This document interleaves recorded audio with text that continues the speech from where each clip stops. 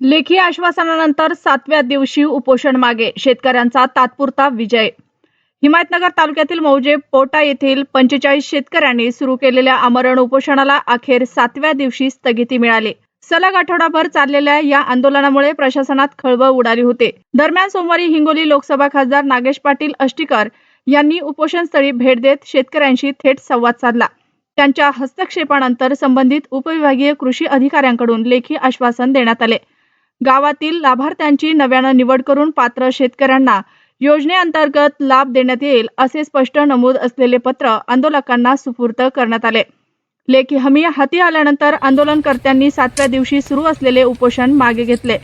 मात्र आश्वासनाची अंमलबजावणी वेळेत झाली नाही तर पुन्हा तीव्र आंदोलन छेडू असा स्पष्ट इशारा शेतकऱ्यांनी दिला आहे। या घडामोडीमुळे आठवडाभरापासून निर्माण झालेल्या तणावपूर्ण वातावरणाला तात्पुरता दिलासा मिळाला असला तरी प्रशासनाच्या पुढील कृतीकडे सर्वांचे लक्ष लागलं आहे। अतिशय भोंगळा कारभार दिसतोय सगळा आहे। मी दिशा कमिटीमध्ये या सगळ्या गोष्टीचा लेखाजोखा त्यांना मागणार आहे। खरं सांगायचं या तालुक्यामध्ये सगळीकडेच हे जे काही योजना या कृषी ऑफिस मार्फत चालतात ते अतिशय भोंगळा कारभार दिसतोय।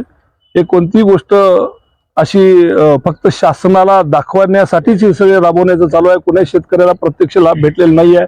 आज बऱ्याचशा गोष्टी इथं बसल्याच्यानंतर उघडकीला आल्या, माझ्या नजरेसमोर आल्यात आणि त्या सगळ्या गोष्टीला मी यांच्याकडे रीतसर पत्र देऊन ती सगळी माहिती मागवतो। माननीय खासदार महोदय नागेश भाऊ अष्टीकर साहेब, त्याचबरोबर पोटा गावाचे सर्व शेतकरी बंधू यांची सगळी विनंती लक्षात घेता सदर गावाची निवड पुढील आर्थिक वर्षामध्ये म्हणजे सन 2026-27 यामध्ये पुनश्च आपण करणार आहोत। त्याच लाभार्थ्यांना कायम ठेवून खास बाब म्हणून त्या आराखड्यामध्ये समावेश करून या पुढील हंगामामध्ये सर्व शेतकऱ्यांना या योजनेमध्ये समावेश करून आपण त्यांना लाभ देण्याचा प्रयत्न करत आहोत। कोणताही लाभार्थी यामध्ये वंचित राहणार नाही याची सर्व प्रशासन काळजी घेईल।